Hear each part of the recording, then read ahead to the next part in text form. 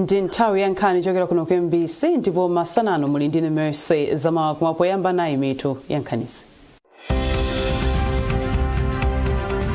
Boma lati sizoona kuti lagwiritsa ntchito 24 billion kwacha pobweretsa mdziko muno wa Malawi omwe akuchokera ku South Africa. Kunyanyira ntchito komwe madriver a galimoto zikuluzikulu anakonza sikuchitika kutsatira kuchita zokambirana ndi boma. Ndipo kupambana kwa Scorchers ku mpikisano wa AFCON kwazetsa chimwemwe pakati pa anthu okonda masewero.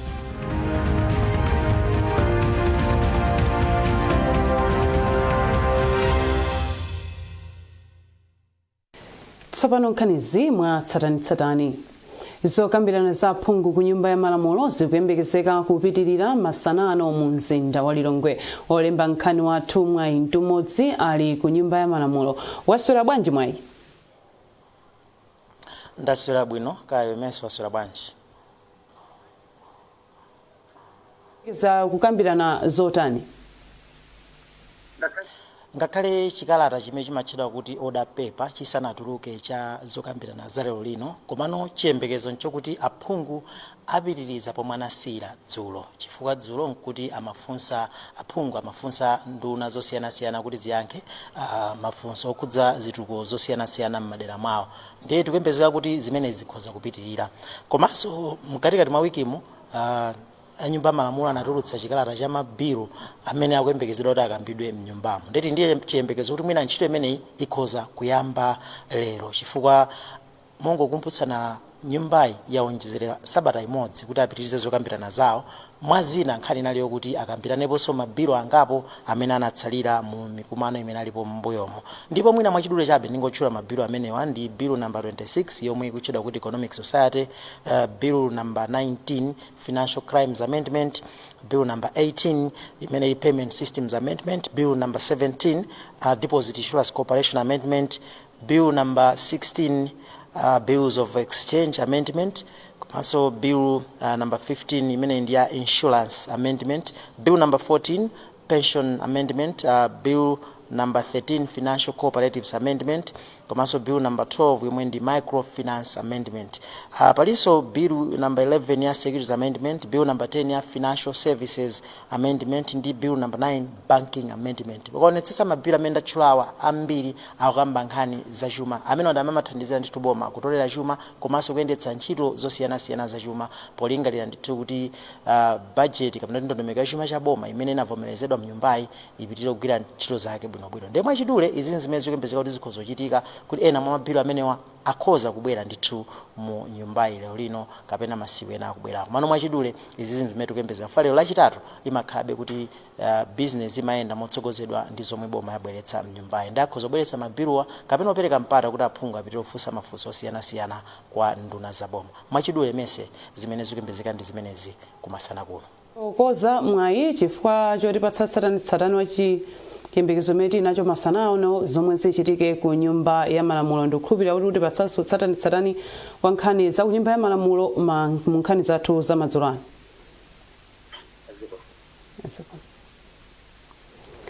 Amene ndithu mtola nkhani wathu Mwayi Ntumodzi kuchokera ku nyumba ya malamulo ku Lilongwe. Wachiwiri kwa mtsogoleri wazokambirana mnyumba ya malamulo yemwenso ndi nduna ya zofalitsa nkhani Shadrack na Malomba ati sizoona kuti boma lagwiritsa ntchito 24 billion kwacha pobweretsa mdziko muno nzika zomwe zinali ku South Africa. Ana Malomba anena izi mnyumba ya malamulo poyankha zomwe ananena pa msonkhano wa ndale phungu wa dera la Lilongwe Nyanja Stephen Malondera. Charles Chindongo ndi Glory Chinyanga alemba ripoti lomwe akuwerenga ndi Mwayi Ntumodzi. Nyumbayi itakumana lachiwiri mmawa kuti apitirize zokambirana zake. Mtsogoleri wa boma mnyumbayi a Japi Mhango anapempha Malondera kuti abweretse umboni wawo omwe anati boma laonjezera ndalama ku ntchito yosamutsa mzika za dziko lino ndi cholinga chozembetsa ndalama. Poyankhapo phungu wa dera la Lilongwe Nyanja anatchula ripoti la komiti yona ubale wa dziko lino ndi mayiko ena ya nyumbayi yomwe inati boma linagwiritsa ntchito ndalama pafupifupi 24 billion kwacha posamutsa anthuwa. Pakadali pano mtsogoleri wachiwiri wa nyumba ya Shadrack na Malomba omwenso ndi nduna zofalitsa nkhani ati izi sizoona ndipo m'malo mwake boma linagwiritsa ntchito ndalama zokwana 9 billion kwacha posamutsa anthuwa kuchoka ku dziko la South Africa kudzera ku nthambi yona za ngozi zogwa mwadzidzidzi ya Dotma. malingana ndi Malomba munthu aliyense ndi kuti wagwiritsa ntchito 214,000 kwacha. Zimene amanena amalonderazo nzonama akungofuna kuti Amalawi kunjaku adzinena kuti no ayi atchuke kapena ku kongeresiko adzioneka kuti ali ndi nyamata oti no akudzitsata bwino ndale nzonama. Nkhani yayikulu ndi yakuti iwo anayima nyumba muno ndikwanamiza Amalawi kuti boma la bandalama momoti adakagwisa ntchito 500 boma lagwisa ntchito 1.6 million kwacha kupanga transport ya anthu choko South Africa zimene zizabodza 24 billion inali apa budget tikakunena pano pofika dzulo ndama imene yagwisidwa ntchito ndi 9 billion kuchotsa anthu South Africa okwana 42,000 kusonyeza kuti ndama imene yagwisidwa ntchito pa munthu ndi 214,000 ndiwo akuitenga kuti figure ya 1.1 million.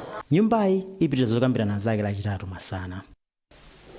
Nduna ya zaumoyo ndi ukhondo wa madalitso waloyi yatsindika komanso kutsimikizira Malawi ndi kuwalimbikitsa kuti azikayezetsa matenda otupa chiwindi a hepatitis mchingerezi ndi kuti azidziwa momwe alili. Iwo ati izi zingathandize kupewa kuonongeka kwa chiwindi komanso kuchepetsa imfa zomwe zimadza kamba kamatendawa.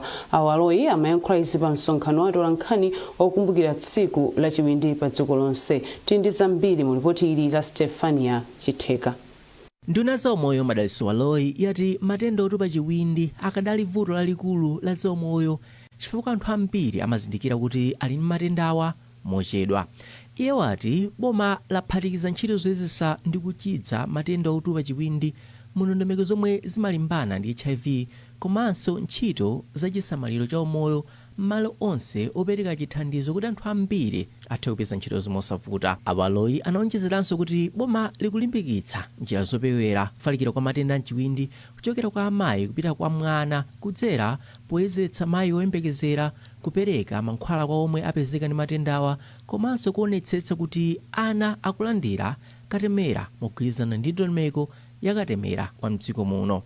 Pali hepatitis B komanso hepatitis C yomwe ikutha kupezeka m'madera mosiyanasiyana koma makamaka ngati boma tikuyikaponso chidwi pa hepatitis B ndi cholinga chokuti tipewe kuyambira pa nthawi yomwe mwana wabadwa akamakula akhale kuti apeweratu kuchokera mu njira za makatemera osiyanasiyana omwe tikupereka. Komanso ngati unduna tikuonesesa kuti nkhani ya hepatitis tayiphatikizira ndi njira zina zomwe tikumapewera komanso maphunziro ndi mmene tikuperekera chithandizo kuzipatala zathu tikamayang'ana kumbali za HIV. Ndipo woyimira bungwe la World Health Organization kuno ku Malawi Charles Kuria Njuguna wati chiwerengero cha anthu omwe ali ndi hepatitis ku Malawi chili pa 8.1%, kutanthauza kuti munthu mmodzi mwa anthu 12 ali ndi matendawa.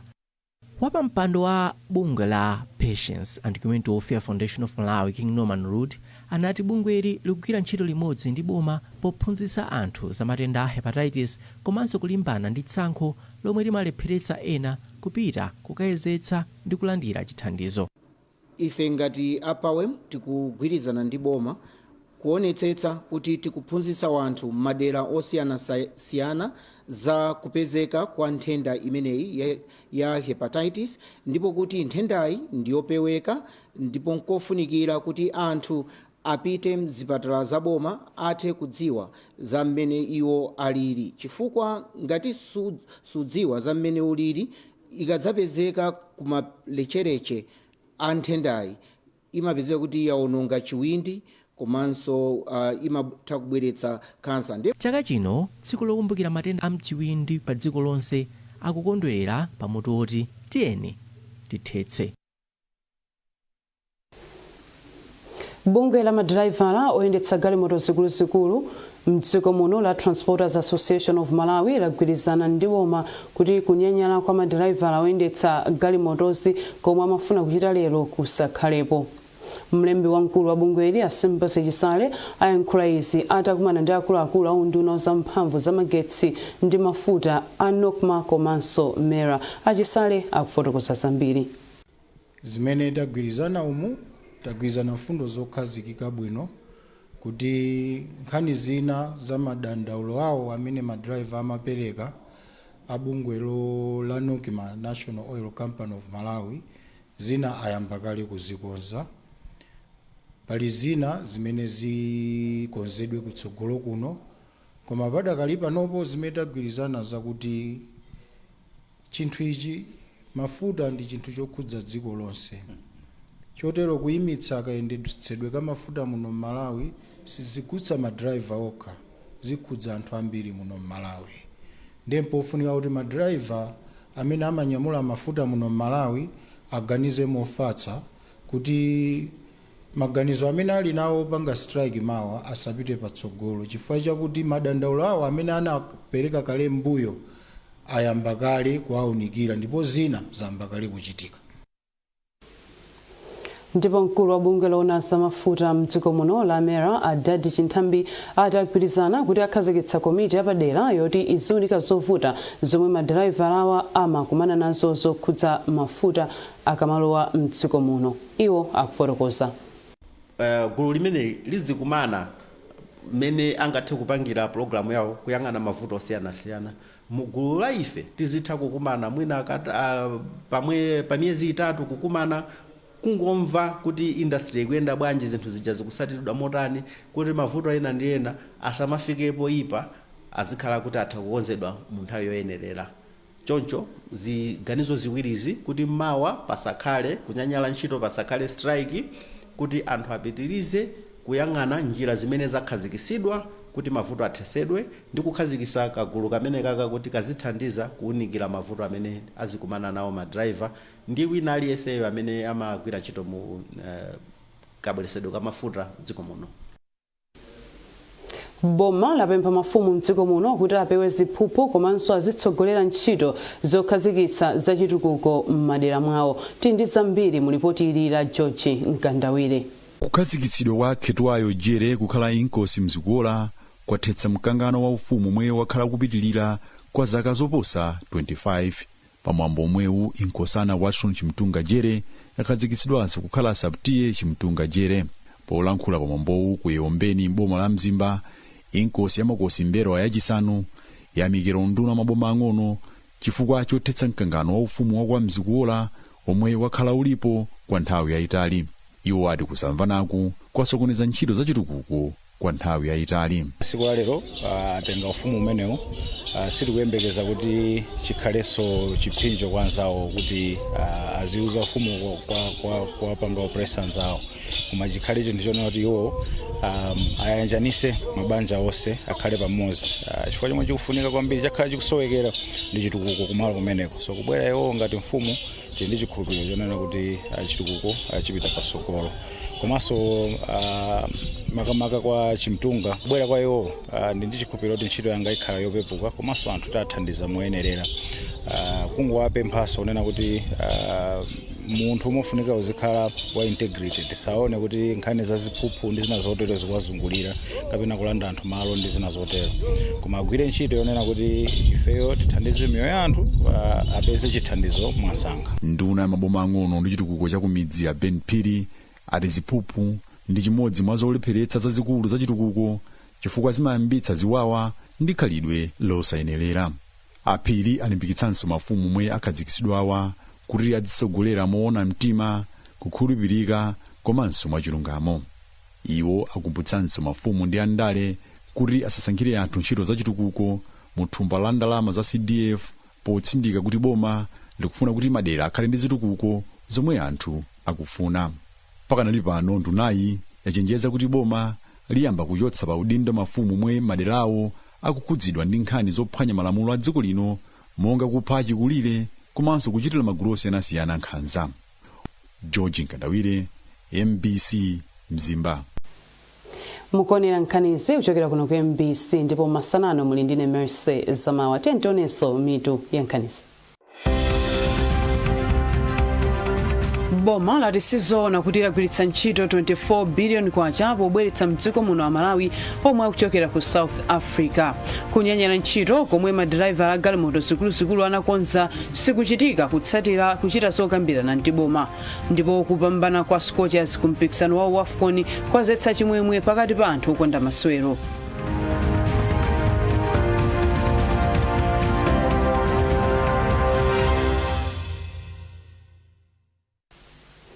takulandirani mu gawo lachiwiri la nkhani zathu. Adindo osiyanasiyana mboma la Machinga atsindika kufunika kolimbikitsa ntchito yothandiza magulu ogwira ntchito zachitetezo cha m'madera ponena kuti kutero kungathandize kuti sapatsogolo ntchito zachitukuko komanso zachuma. Adindowa anena izi pamene kampani ya Trogan Trading ya mbomali imapereka thandizo la nsapato za ndalama zokwana 10 miliyoni kwacha ku gulu la zachitetezo cha ndera la Kaudzu. Owen Mavula wafika ndi ripoti. Magulu ogwira ntchito zachitetezo m'madera ndi amodzi mwa magulu omwe ndofunikira kwambiri pakati pa anthu ogwira ntchito zosiyanasiyana kuphatikizapo za malonda. Pozindikira kufunika kwa magulu otere, kampani ya Trogon Trading yomwe imapanga nsapato komanso katundu osiyanasiyana kuchokera ku zikopa za ziweto yapereka thandizo la nsapato zovala achitetezo omwe akupezeka mdera la mfumu Kaudzu, mfumu yayikulu Sitola, mboma la Machinga. Mohan Suresh wati kampani imakhulupirira kuti chitetezo ndi mbali imodzi yofunikira kuti ntchito za malonda zipite patsogolo, ndipo ndi chifukwa chake yaonetsa chidwi chothandizapo. Iwo ati kupatula kuti akupereka ntchito kwa achinyamata ochokera mderali, anachiona chofunikira kuti nawo magulu omwe akugwira ntchito za chitetezo alandire thandizoli kuti adzigwira ntchito zawo mosavuta pamene akuteteza katundu ndi miyoyo ya anthu mothandizana ndi apolisi. Ndipo wapampando wa komiti yayikulu yoona za chitetezo kuliwonde a Elias Ngomano ayamikira kampani ya Trogon Trading popereka thandizoli ponena kuti lithandizira kupereka mphamvu kwa anyamata omwe akugwira ntchito ya chitetezo mderali. Ineyo chimene ndaona for the past 2 months chimesenza kuti gulu limene la Kaudzu Community Policing taliyambisa 2 months ago and pali kusintha kwambiri nkhani ya mapatrols anyamata kupezeka pa ground komanso ani aja kampaniyo panopa ndokhulisidwa kuti ndotetezedwa famu nthalenso akupanga invest ku area kumene kulibe chitetezo amakhala ndi mantha kwa panopa anthu ali chilimbikitso chona kuti azikhala mwamtendere komanso mopanda kuvutisidwa mwachina ina iliyonse. Twini odi DC's office kufika panjanji panali ndichitika palika nkhala ngoti ngotero anthu amenyedwa makofi kwadwa njinga zotere zimachitika osakhala bwino, koma amene zikhala masuku ano ndi presence ya nyamata ndimaona usiku ndava malifekta awo andi ndibwera kwa sapato kuso ndi kuti molalo ya mphamvu kwambiri. Phungu aderali Tulinje Muluzi naye wayamikira kampani ya Trogon Trading pothandizira adindo pa nkhani yokhwimitsa chitetezo. Owen Mavula, MBC. Akhristu awalangiza kuti apitirizebe kukhala okhulupirira Mulungu ngakhale akumana ndi mavuto osiyanasiyana pa moyo wawo. Wanena izi ndi president wa chigawo cha Eastern Malawi Conference cha mpingo wa Seventh Day Adventist Dr. Sandy Lubani pa msonkhano waukulu wa Big Sabbath omwe unachitikira pa bwalo la zamasewero la Balaka. Simeon Boyce wafika ndi ripoti. Akhristu omwe ndi mamembala a mpingo wa Seventh Day pansi pa Eastern Malawi Conference EMC ya mpingo wa Seventh Day asonkhana pa bwalo la Balaka pomwe akuchita msonkhano waukulu omwe pa Chingerezi umadziwika kuti Big Sabbath. Msonkhano omwe ukuchitika pofuna ulimbikitsa utumiki wa m'Baibulo ukuchitikira pamutu oti kukhala okhulupirira kumapeto kwa nthawi ngakhale utakumana ndi zovuta. Mulendo olemekezeka pa msonkhanowu ndi mkulu wa utumiki ku Southern Africa Indian Ocean Division Dr. Mundia Wali omwe akulimbikitsa Akhristu kuti apitirize kuthandizana wina ndi mnzake. Iwonso akulangiza Akhristu kuti nthawi yafika yokuti ayambe kuchita chikhristu chenicheni poyenda m'mapazi a Yesu Khristu. President wa Eastern Malawi Conference EMC Pastor Dr. Sandy Lubani ati ndi okondwa chifukwa cha msonkhanowu omwe wathandiza kubweretsa Akhristu ochuluka pa malo amodzi. Iwo alangiza Akhristu kuti apitirize kukhala okhulupirira komanso ogwirizana. Munyengo zovuta zimene tikudutsamo tikuyeneka tisataye chikhulupiriro chathu. Tikudutsa nthawi zovuta kuchuma, tikudutsa nthawi zovuta ngakhale nyengo zimene tikumana nazo kuno ku Malawi palibe wina aliyense amene anganene kuti zinthu zikumuyendera zili mwatsatanetsatane, komano timaona kuti ngakhale nthawi zili zovuta Mulungu wathu akuyembekeza kuti ana akefe tikhalebe okhulupirika mkupemphera kwathu, okhulupirika mu udindo wathu ngati akhristu, okhulupirika mukutumikirana wina ndi mnzake.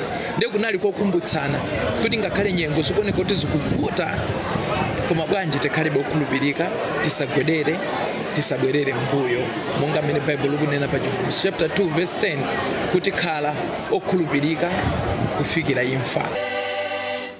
Msonkhano unakometsedwa ndi mayimbidwe kuchokera ku magulu osiyanasiyana komanso achinyamata a mu mpingo wa Seventh Day ku nthambi ya Pathfinders omwe anachita zionetsero zosiyanasiyana.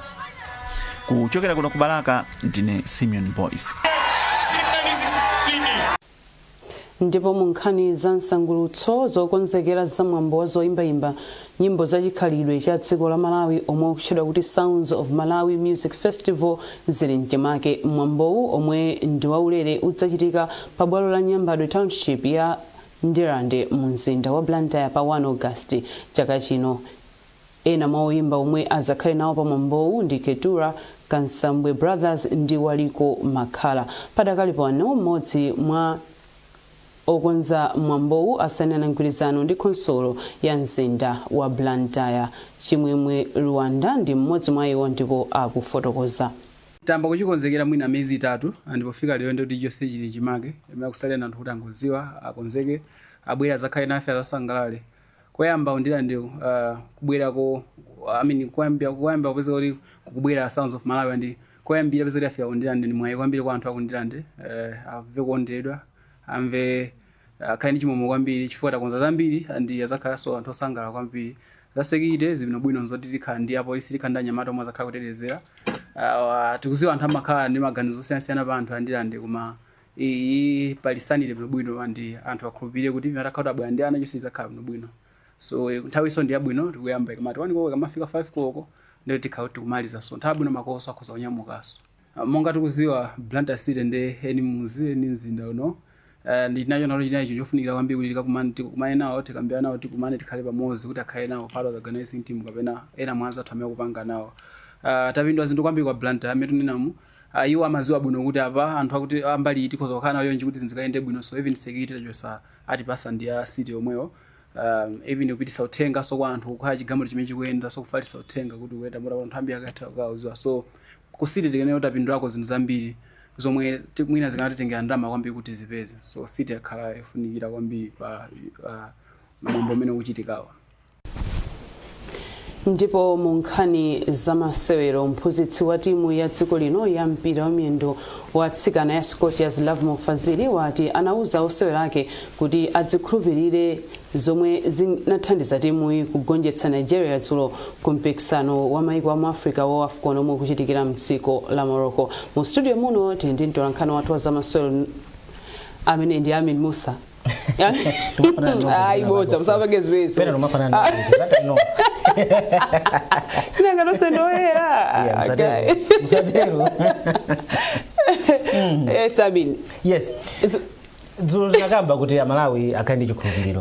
Of course zimaoneka zovuta. Komabe ndi mmene anayankhulira coach muja, mmene anayankhulira captain, fiti maziwa kuti amene ndi amene amakhala apa ground. Iwatu dzulo jadu mayankhula mwaka konfika nake ndi madabwira anako. Mmene nali timu ija kukonzekera kwawo sonali kwabwino, uzokonzekera sizinaende bwetero kuti magame amene anasewera pokonzekera sanaende bwino onse malizati sanali abwino. Komabe amatiuza una kuti izi zinazokonzekera bote maisa zida. Tadziwa kuti apa pano pakuvuta apa sipakuvuta. Tikamapita tipita ndi mphamvu. Ndi zinaonekadi dziko la dabwa mu Africa yonse tingatero because inde tingati kuti Africa ili teketeke. Ukapita ku Nigeria pano pa social media afuza amba kuyankhula zonyoza aso achochita so pano anthu supporting ndeti panga bwanji. Sakukhulupirira kuti defending champion akugonjetsedwa ndi timu yoti yayamba kumene yangobwera for the first time. Kutoko iwa jamona muna 65 zikachepa. Komano yes amaganiza choncho. Komano yatizi zimsakwabiri Scorchers tikhulupirira kuti imene zayambikiramo ndiye kuti Saturday tikamasula ndi Egypt zikhala chimodzimodzi then next week tikamasula ndi Zambia zikhala chimodzimodzi. Ndizengakhale muno kwambiri kuti timu ya Malawi kupita koyamba komanso ichoke ma group stages ipite ku knockout stage. Zikuzokhala zakuno kwambiri tili chikhulupiriro kuzoti support imene Malawi anapereka support imene famu inapereka kuti mwija yamba kubala zipaso chifukwa anthu anasonkha inakwana 1 billion kwacha remember so ndikupira kuti 1 billion kwacha ija komanso support ya Malawi ndi imeneyi. Kupambana kukutanthauza kupambanaku kukutanthauza kuti one ine ndimakhulupirira kuti ku sport kuli mphatso imene Mulungu anapereka. mphatso imene dziko linonse limanena kuyang'ana kuti kodi ifeyo mphatso yathu ili kuti tikakamize chani kapena tilimbikire chani pali zinthu zina timatha kuzilimbikira kuti inde tikuganiza kuti ndi zabwino kwa ifeyo koma mwina mphatso imene tilibe Scorchers iyi ndiposachita kompa inatenga kosafa imene mwina flames sinaone kuti atenga apa yapita kumene kuja yapangaso ma surprise ngati amenaja izi tandiuzaona kuti mpira wa asikana kapena women football ku Malawi uli ndi kuthekera kopitisa dziko lino patali titakhala kuti olimbikira ngati meti malimbikira mipira ina kapena masewero ena titakhala kuti ikako ndalama zofanana bwinobwino ngati meti mapangira masewero ena tikuzopita patali. You can see my player tuna kuti ena amachoka ku France, USA, chanchani maiko amene mwina mpira wina kapena mpira wa nyamata sizinateke kuti sinafika kuti Malawi akachoke kunoko akapezeka kusewera ku France kumasewera nawo UEFA Champions League kapena UEFA Europa League tuna pano tindi osewera amene wina ku UEFA Europa. So you can see kuti mpira wasungwa nawo kangati kunoko ni mphatso yathu tiyangane kumene kuti pange focus kwambiri kamati pange concentrate kwambiri osati zina zitisiye komano kukunso tilimbikire. Nkhani yabwino da Scorchers yatimwetsa wankaka ndithu dzulo. Koma ku Commonwealth ku Scotland zikuoneka kuti tulizi kutivuta. Kumene kuti sizinaendere bwino. Of course you're talking about ya netball sizinaende bwino. Chifukwa kuti pamasewero okwana follow pano mene team ya sewera ya Scorchers ya Queens tapamana kwa modzi okha tagonja katatu dzulo nagonjanso ndi team number 1 magamba muja. Performance ya team imene sikuti yasintha kwenikweni ni mbuyomo sikusintha chifukwa tinagonja ndi South Africa tinagonja ndi is it England also gonja ndi Australia. You can see kuti mbuyo musemo history nali choncho tamenya Northern Ireland ndikatimu kakang'ono kambiri koma na mphamvu ndikupeti yasana nditonga sizikuyenda bwino komabe we can focus on kuti menda kambira muja kuti mphatso tichoke kumeneko chifukwa lero ndionena pano chamwe mwako mweko chamwe mama wako kuliso ma athletes baja kula athletics so osewera watu asimwenye simwaka wapanga qualify wafika ndime ya semi final mu masewera tunda kumene kutamanga tunda wa 200 meters anachita bwino kwambiri wafika mu semi final dzulo anafika so mu semi final ya ndime ya 400 meters. That means akupikisana mipikisano miwili ku 400 meters wapanga qualify semi final 200 meters wapanga qualify ku semi final. Remember this asimenya tipetoka mbayi anali mu squad ya Scorchers ndi player wa Scorchers amatamangaso anachuza kuti ineyo mupita ku Morocco bwanji ndipite ku Commonwealth zikumuyendera so imene makamba ija so ndikupira kuti umbali imene zenda buno boxing sizinaende ifuka dzulo nyamata wathu ja Elias Bonzo wamenyedwa ndi nyamata ku Zambia watuluka sizinaende bwino chimene chatsala mwina kwambiri tiyangane athletics paja swimming inso zinatiyendera kwinako judo imene sinayambe tikupira kuti mwina kumeneko ziyenda bwino tikamanya ku Commonwealth kuja tikhala kuti chisamuno kuti zitateremo ife focus yambiri tizichidwi yambiri tizipita kuti because tikozeka chidwi kuzindoti sidu basa malizatsi za malizatsi sidu zibasa chidwi tikwenda kuzisinka pamene mungata Malawi. Tibwerere pang'ono ku nkhani ya mpira wa manjayi iwo ukuona kuti ndi matimu amene taswera nawo ngati dziko tiphunzirepo ziti chachikulu nchonena kuti azungu amanena kuti talent identification ifeyo talent identification mwina sitima imvetsera bwino talent identification timangana talent ndikuyangana kuti talent ili kapita meneko masolo ndi otani netball anzathu aja taphunza kunena kuti zingavule zingatani choyambirira wa netball amene kuti akhale wantali ngamene watalikira wewe at least you can think okay mena ali single akhoza kwa netball ndi mwene ngakhala zikana kuti netball ayi mkakamizeni fa height yake yo ndi ya netball ngati ali wa football ngati wantali nyamata it's either apite ku basketball kapena apite ku football ngati okana mkakamizeni ndi goalkeeper ameneyo kapena ndi shooter ndithu wa basketball pamene zafika zingokakamiza talent identification tizikaona mwana wa standard 7 wa standard 6 ichi chimene chili muthupi lakeli chikhozo tamanga tinkakamiza apite ku athletics awawanda boxing chithu chake chichi taone zimene kupangasa uyu ndi wampira amene watalikira sakufuna mwanayo mkakamizeni fa yeye sakudziwa talent identification tikapanga an eighth talent yo ikaluti identify kwina akono tizipanga tizaphunzitsa kuti okay timatere control timatere shooting timatere yeah. Ndathokoza kwambiri amene ndi Amin Musanto nkhani wathu wa zamasewero ndipo pamene pa ndi pa mtsiriziro pa nkhani zathu masanano koma tisanasiyane tentionenso mitu ya nkhanizi. Boma latisizoona kuti lagwiritsa ntchito 24 billion kwacha pobweretsa mdziko muno wa Malawi omwe akuchokera ku South Africa. Kunyanyira ntchito komwe madriver a galimoto zikuluzikulu anakonza sikuchitika kutsatira kuchita zokambirana ndi boma ndipo kupambana kwa Scorchers ku mpikisano wa AFCON kwazetsa chimwemwe pakati pa anthu okonda masewero.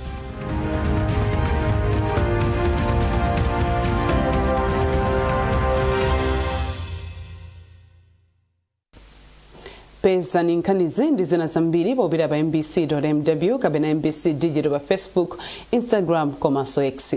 Masanano mulali ndine Mercy Zamawa.